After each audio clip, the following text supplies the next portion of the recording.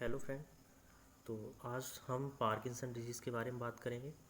इस वीडियो के अंदर पार्किंसन डिजीज़ क्या होती है, उसकी इटियोलॉजी क्या है, साइन एंड सिम्टम्स क्या होते हैं, इसकी रिस्क फैक्टर्स क्या हो सकते हैं, और फिर उसके अंत में हम डायग्नोसिस एंड मैनेजमेंट की भी बात करेंगे, क्योंकि Parkinson disease mainly physiotherapy management से सही की जा सकती है। समझते हैं कि ये होती क्या है। Parkinson disease A brain disorder that causes unintended or uncontrollable movements such as shaking, stiffness, difficulty with balance and coordination. Basically simple words में हम ये कह सकते हैं कि जो पार्किंसन डिजीज़ है वो ग्रुप ऑफ मूवमेंट डिसऑर्डर्स है। इसमें मल्टीपल फंक्शंस जो होते हैं मूवमेंट वो हमारे अफेक्टेड रहते हैं। सच है जैसे मसल की स्टिफनेस हो जाती है, यानी टोन जो है उसकी बढ़ जाती है, जैसे हम हाइपरटोन कहते हैं, या हाथ में ट्रीमर टाइप के डिस्टोनिया टाइप के मूवमेंट्स शुरू हो जाते हैं, अनइंटेंडेड एंड अनकंट्रोलेबल मूवमेंट्स। ऐसा क्यों होता है? ऐसा इसलिए होता है कि जो हमारे ब्रेन के अंदर न्यूरॉन्स हैं उनके अंदर सिंक्रोनस फायरिंग शुरू हो जाती है। सिंक्रोनस फायरिंग शुरू होने की वजह से, और दूसरा डोपामिन हार्मोन जो हमारा इनहिबिटर न्यूरोट्रांसमीटर होता है, इसके सीक्रेशन ना होने की वजह से हमारी बॉडी लगातार मूवमेंट करती रहती है, मसल मूवमेंट करती रहती है, क्योंकि वहाँ लगातार एक्शन पोटेंशियल जनरेट होता रहता है। लगातार एक्शन पोटेंशियल जनरेट हो रहा है तो ACH रिलीज़ हो रहा है न्यूरोट्रांसमीटर से, और ACH हमारी मसल को कैल्शियम रिलीज़ करके मैसेज दे रहा है कि आप कॉन्ट्रैक्शन करती रहिए। तो ऐसा होता है पार्किंसन डिजीज़ के अंदर। इसके कॉज क्या है? कॉज इसका मेनली जो पार्किंसन के लिए रेस्पॉन्सिबल है डोपामिन न्यूरोट्रांसमीटर, उसका फॉर्मेशन हमारे ब्रेन के सबस्टेंशियल नाइग्रा जो एक ब्रेन स्टेम का पार्ट है उसमें होता है। ये सबस्टेंशियल नाइग्रा क्या करता है? मूवमेंट को स्लो करता है, मूवमेंट को कंट्रोल करता है, और ऐसा ये इसलिए कर पाता है क्योंकि ये डोपामिन का फॉर्मेशन करता है। डोपामिन हमारे नर्व्स के अंदर कम्युनिकेशन में हेल्प करती है। अगर वहाँ मूवमेंट या ACH का अमाउंट ज़्यादा हो जाए तो डोपामिन रिलीज़ हो जाता है और उसके अमाउंट को कम कर देता है। सो हम कह सकते हैं कि बिना डोपामिन के जो हमारी बॉडी की कमांड है, नॉर्मल मूवमेंट को कंट्रोल करने की जो कमांड है वो ख़त्म हो जाती है।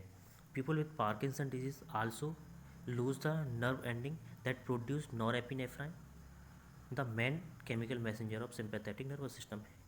क्योंकि जो नॉरएपिनेफ्राइन न्यूरोट्रांसमीटर होते हैं, नॉरएपिनेफ्राइन हमारे सिंपैथेटिक नर्वस सिस्टम से एक्टिवेट होता है, और सिंपैथेटिक नर्वस सिस्टम हमारे हार्ट के ढेर सारी like heart beat, blood pressure, heart की कॉन्ट्रैक्टिलिटी, आइनोट्रोपिक मूवमेंट्स, इन सारे मूवमेंट्स को कंट्रोल करता है। वो ऐसा इसलिए कर पाता है क्योंकि उसके पास में नॉरएपिनेफ्रिन होती है। उसके बाद बात करते हैं कि जो मेन कॉज है हमारे डोपामिन के डैमेज होने का, वो होता है अल्फा साइन्यूक्लियन प्रोटीन्स की फॉर्मेशन। होता क्या है? अल्फा साइन्यूक्लियंस जो प्रोटीन होती हैं वो लेवी बॉडीज़ का फॉर्मेशन करती हैं। तो Lewy bodies is composed of the protein alpha synuclein associated with other protein such as ubiquitin, neuro, ये फिलामेंट्स होते हैं प्रोटीन है अल्फा बीटा क्रिस्टलिन। यानी हम इतना समझ सकते हैं कि जो लेवी बॉडीज़ होती हैं वो अल्फा साइन न्यूक्लियन से बनी होती हैं, और जो अल्फा साइन न्यूक्लियन है वो यूबिक्वाइटिन एंड क्रिस्टलिन बीटा क्रिस्टलिन के कंपोनेंट्स हैं। लेवी बॉडीज़ हमारे न्यूरोफाइब्रिलरी टेंगल्स जो होते हैं उनको कवर करते हैं। ये उनको कवर करते हैं तो ये कंडक्शन को मेंटेन रखते हैं। मैन अगर एटियोलॉजी की बात करें तो हम इसको 3 भाग में डिवाइड कर सकते हैं।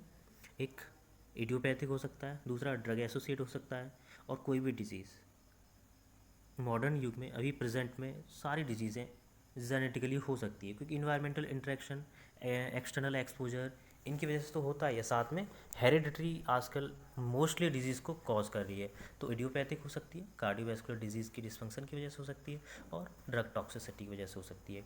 ऐसा भी पॉसिबल है कि पार्किंसन डिजीज़ अगर कंजेनाइटल होगी तो कंजेनाइटल होने का एक रीज़न ये भी हो सकता है कि पेरीनेटल एज में या पेरीनेटल पोजीशन में जो मदर होती है वो ज़्यादा ड्रग्स का यूज़ करे, ड्रग टॉक्सिसिटी बॉडी के अंदर हो जाए, एल्कोहलिज्म हो, तो ये कंडीशन भी पार्किंसन डिजीज़ जनरेट कर सकती हैं।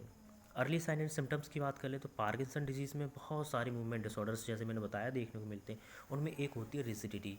रिजिडिटी का मतलब होता है कि अगर हमारे हैंड का, जैसे हम एल्बो जॉइंट है उसका फ्लेक्जन और एक्सटेंशन कराएं, तो जब हम फ्लेक्जन कराते हैं यानी टुवार्ड्स द सेंटर लेके जाते हैं तो फ्लेक्जन में रेजिस्टेंस डेवलप हो जाता है। ऐसा इसलिए हो जाता है क्योंकि हमारी बॉडी के अंदर जो मसल्स के न्यूरोमस्कुलर जंक्शंस हैं वहाँ पर कंटिन्यूसली लगातार ACH रिलीज़ हो रहा है, और वो लगातार मसल्स को कॉन्ट्रैक्शन करने के लिए फोर्स कर रहा है, जिसकी वजह से हम जैसे ही मूवमेंट करने की कोशिश करते हैं तो मूवमेंट में रेजिस्टेंस डेवलप हो जाता है और रिजिडिटी कॉज हो जाती है। ये रिजिडिटी दो तरह की होती है, 2 टाइप्स की होती है, एक कॉकव्हील, एक लीड पाइप रिजिडिटी। ठीक। जो कॉकव्हील रिजिडिटी होती है वो खतरनाक होती है।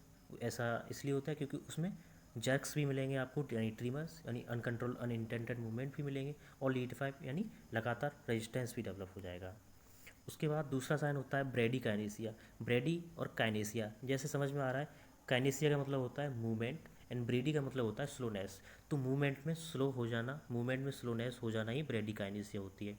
सपोज दैट अगर आप 1 मिनट में कैडेंस जिसे कहते हैं, स्पीड ऑफ वॉकिंग आपकी कैडेंस होती है, नंबर ऑफ स्टेप काउंट, तो 1 मिनट में आप 80 से 85 स्टेप्स चल रहे थे।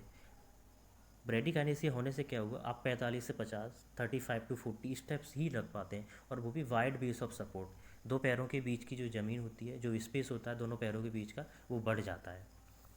नेक्स्ट ट्रीमर होते हैं, इनवॉलेंट्री मूवमेंट्स होते रहते हैं। सपोज दैट आपका हैंड है वो शेक करता रहेगा कंटिन्यूसली, इस तरह के मूवमेंट शुरू हो जाते हैं। उसके बाद जो पार्किंसन डिजीज़ है, पार्किंसन डिजीज़ में ट्रीमर्स जो डेवलप हो रहे हैं वो मे बी फोर आर्म में हो सकते हैं, जॉ में हो सकते हैं, टंग्स में हो सकते हैं, या हमारे लोअर लिम्स में भी हो सकते हैं। ये मूवमेंट कहीं भी हो सकते हैं। पोस्चरल इंस्टेबिलिटी, पोस्चरल इंस्टेबिलिटी यानी नेक्स्ट हमारा चौथा नंबर है सिम्टम्स में, वो है पोस्चरल इंस्टेबिलिटी। इंस्टेबिलिटी का मतलब होता है बैलेंस खो जाना, आप खड़ी नहीं हो सकते हो सही से। आप सही से अगर खड़ी नहीं हो पाओगे, क्योंकि अगर आपको इरेक्ट स्टैंडिंग पोजीशन में स्टैंड होना है, जो हमारी फंडामेंटल पोजीशंस होती है, मोस्ट डिफ़िकल्ट फंडामेंटल पोजीशन होती है, क्योंकि आप जब खड़े होते हो तो आपके बॉडी पर ग्रेविटेशनल फोर्स वर्क करता है। तो जो ग्रेविटेशनल फोर्स होता है वो टूवर्ड्स द ग्रेविटी होता है, अर्थ की तरफ होता है, तो वो हमारी बॉडी को अंदर की तरफ यानी नीचे की तरफ, अगर हम स्टैंड हैं तो वो नीचे की तरफ खींचने की कोशिश करती है और उसे डिसबैलेंस करने की कोशिश करती है। लेकिन हम स्टेबल इसलिए रह पाते हैं क्योंकि हमारी ज़मीन जब हमको नीचे की तरफ खींचती है तो उसके अगेंस्ट भी एक वर्क फोर्स वर्क करता है, जिसे कहते हैं हम ग्राउंड रिएक्शन फोर्स। तो GRF जो फोर्स है वो वर्क करने लगता है और हमारे पोस्चर को मेंटेन रखता है। तो पोस्चरल इंस्टेबिलिटी हो जाती है। नेक्स्ट पॉइंट है हमारा सिम्टम्स है, वो 5वां गेट है।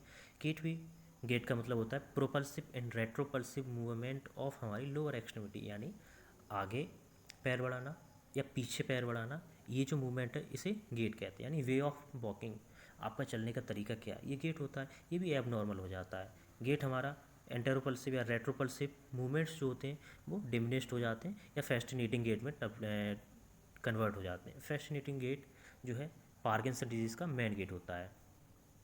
उसके बाद आता है सेंसेशन इनिशियली तो कोई प्राइमरी लॉस नहीं होता है सेंसेशन का, लेकिन अगर ये ज़्यादा प्रोलॉन्ग्ड हो जाए तो प्रोप्रियोसेप्स से जो प्रोप्रियोसेप्टन्स रिसेप्टर्स होते हैं वो डैमेज हो सकते हैं। हो सकता है प्रोलॉन्ग समय तक अगर रिजिडिटी बनी रहे, हम मूवमेंट ना कर पाएँ, तो हमारे मूवमेंट करने से क्या होता है, जो मैकेनो रिसेप्टर्स होते हैं, आर्टिकुलर रिसेप्टर्स जो होते हैं वो एक्टिवेट होते हैं, तो वो एक्टिवेट ना होंगे तो सेंसेशन लॉस हो जाता है, क्योंकि वो मूवमेंट करने के द्वारा जो स्टिमुलस जाता है वो हमारे स्पाइनल कॉर्ड तक जाता है, तो स्पाइनल कॉर्ड से वो हायर सेंटर की तरफ ट्रांसफ़र कर दिया जाता है और वहाँ से मोटर रेस्पॉन्स आता है। उसके बाद स्पीच वॉइस एंड स्वेलो में डिफ़िकल्टी हो सकती है। डिस्फेजिया का मतलब होता है आप किसी चीज़ को जो खा रहे हैं चबा नहीं पाएंगे उसको सही से, अंदर स्टोमक की तरफ मूवमेंट नहीं कर पाएंगे, या हाइपोकाइनेटिक डिसआर्थरिया जो आपका बोलने का तरीका है वो स्लर्ड स्पीच हो जाएगी। ये सारे सिम्टम्स भी आपको देखने को मिलेंगे।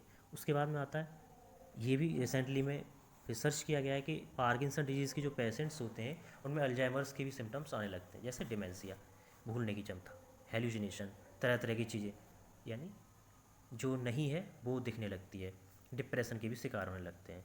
तो ये मोस्ट कॉमन सिम्टम्स जो हमने बात की, चाहे वो रिजिडिटी हो, चाहे गेट पैटर्न हो, चाहे हमारा पोस्चरल इंस्टेबिलिटी हो, चाहे डिमेंशिया हो, ब्रेडिकाइनेसिया हो, ये सारे सिम्टम्स एक पार्किंसन के मरीज़ में डेवलप हो जाते हैं।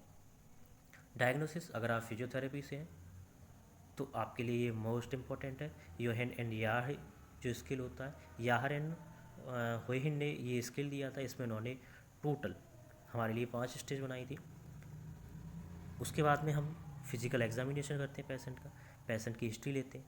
पेशेंट की जब भी हिस्ट्री लेते हैं तो उससे पूछते हैं, उसके रेजिडेंसी के बारे में जानने की कोशिश करते हैं। पेशेंट हिस्ट्री कलेक्ट करना हमारी किसी भी डिजीज़ की डायग्नोसिस का मोस्ट इम्पॉर्टेंट पार्ट होता है। अगर आपने पेशेंट हिस्ट्री सही से कलेक्ट कर ली तो आप किसी भी पेशेंट को ईजिली ट्रीट कर सकते हैं, क्योंकि पेशेंट हिस्ट्री से 60% जो पेशेंट की डिजीज़ होती है आप उसको अच्छे से क्लियरिफाई कर सकते हैं। आपको सिस्टमिक रिव्यू करना तो neuromuscular junctions like motor nerve conduction velocity check कर सकते हैं आप, इलेक्ट्रोमायोग्राफी चेक कर सकते हैं, मसल की क्या टोन है, क्या वेलोसिटी है, मसल्स का कोई मूवमेंट हो पा रहा है या नहीं, आप स्टिमुलस देते हैं तो ये सारी चीज़ें आप चेक कर सकते हैं। नेक्स्ट बात करते हैं मैनेजमेंट की। मैनेजमेंट जैसे मैंने पहले बताया, कुछ डिजीज़ आती हैं एंटी पार्किंसन ड्रग्स, उनके अलावा फिजियोथेरेपी मैनेजमेंट मोस्ट इंपॉर्टेंट है, क्योंकि फिजियोथेरेपी मैनेजमेंट के ही द्वारा आप अपने पेशेंट को एसिम्प्टोमेटिक कर सकते हैं। उसमें आपकी मोटा लर्निंग चीज़ें आती हैं। मोटा लर्निंग स्ट्रेटजी में क्यूब्स आ गए, रिदमिक ऑडिटरी स्टिमुलेशन आ गया, कंटिन्यूस या बॉल ट्रैक, एक बॉल पेन ट्रैकिंग एक्सरसाइजेस हो सकती हैं। इस तरह की एक्सरसाइज एक फिजिकल थेरापिस्ट असिस्ट करता है। एक्सरसाइज ट्रेनिंग में रिलैक्सेशन एक्सरसाइज हो सकती हैं, फ्लेक्सिबिलिटी एक्सरसाइज हो सकती हैं। फ्लेक्सिबिलिटी एक्सरसाइजेस क्या करती हैं, आपकी बॉडी के फिजियोलॉजिकल पैटर्न्स जो है मूवमेंट का उनको फॉलो करा के रेंज ऑफ मोशन को इंक्रीज़ करती हैं, मसल की टोन को बनाए रखती हैं। स्ट्रेच ट्रेनिंग हो सकती है, फंक्शनल ट्रेनिंग हो सकती है, यानी mobility in bed, exercise in sitting posture to improve pelvic mobility, sit to stand transition, ये सारी चीज़ें हो सकती है।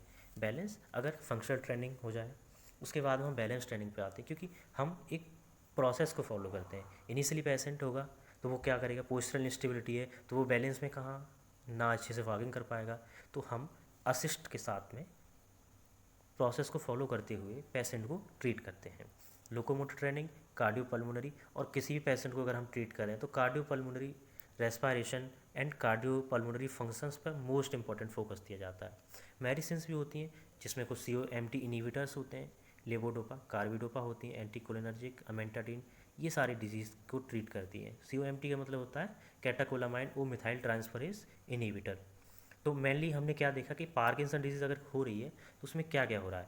पहला, degeneration of dopaminergic neurons that produce dopamine, जो डोपामिन प्रोड्यूस करते हैं जो न्यूरॉन्स, जैसे सबस्टेंसिया नाइग्रा प्रोड्यूस कर रहा था, उनका डीजेनरेशन हो जाता है। दूसरा, loss of melanin containing neuron produce characteristic changes in depigmentation.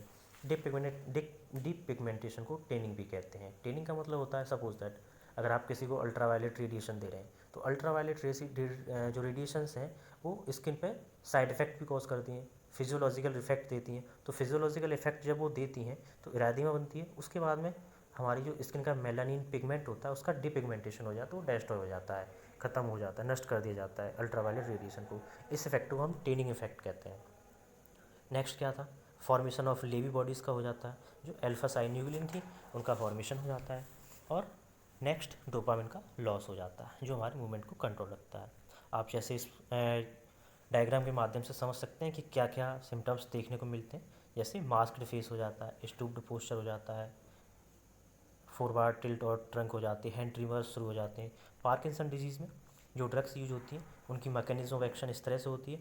कुछ डिजीज़ हैं जो हमारे ब्रेन पे इफेक्ट करती हैं, कुछ चीज़ें जो हमारे पेरिफेरल नर्वस सिस्टम पर वर्क करती हैं।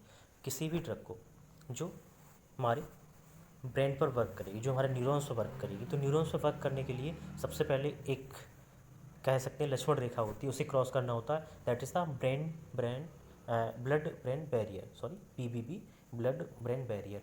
इसको बिना क्रॉस किए कोई भी ड्रग किसी भी सेंट्रल नर्वस सिस्टम पर एक्शन शो नहीं कर सकती। तो इसको क्रॉस करने के लिए ड्रग को इसके अकॉर्डिंग ही चलना पड़ेगा। लास्ट में लेवोडोपा की मैकेनिज्म ऑफ एक्शन है, ये कैसे सेंट्रल नर्वस सिस्टम में एंट्री कर जाती है, उसके बाद लेवोडोपा 3 मिथाइल ओडोपा या डोपामिन का फॉर्मेशन कर देती है। और डोपामिन के फॉर्मेशन के बाद में होमोवेलिनिक एसिड का फॉर्मेशन होता है। होमोवेलिनिक एसिड जो होता है वो हमारे CNS में स्टोर हो जाता है। क्लासिफिकेशन ड्रग्स का ये जो हमारे डोपामिन प्रिकर्सर्स होती हैं, लेवोडोपा होती है, लेवोडोपा कार्बिडोपा में कन्वर्ट होती है। लेवोडोपा एक प्रोड्रग होती है जो हमारे डोपामिन को के सीक्रेशन को इंक्रीज़ करती है, इन्हांस करती है। डोपामिनर्जिक एगोनिस्ट होते हैं उनमें कुछ, और जो मेनली यूज़ की जाती हैं ड्रग उनमें है तुम्हारी लेवोडोपा, कार्बिडोपा, सेलेजलिन एंड अमेंटाडिन। तो आई होप आपको ये समझ में आया होगा जो मैंने आपको एक्सप्लेन किया है। और अगर इसमें कोई भी डाउट है तो आप कमेंट बॉक्स में कमेंट कर सकते हैं। और अगर आपको वीडियो पसंद आई है तो प्लीज़ वीडियो को लाइक करें, शेयर करें एंड चैनल को सब्सक्राइब जरूर करें। अगर आपको इससे रिलेटेड कोई भी डाउट हो तो उसको कमेंट बॉक्स में छोड़ें। आपको अगर कोई भी नेक्स्ट टॉपिक चाहिए हो उसको भी कमेंट बॉक्स में लिखें, मैं डेफिनेटली उस पर वर्क करूँगा। Thank you.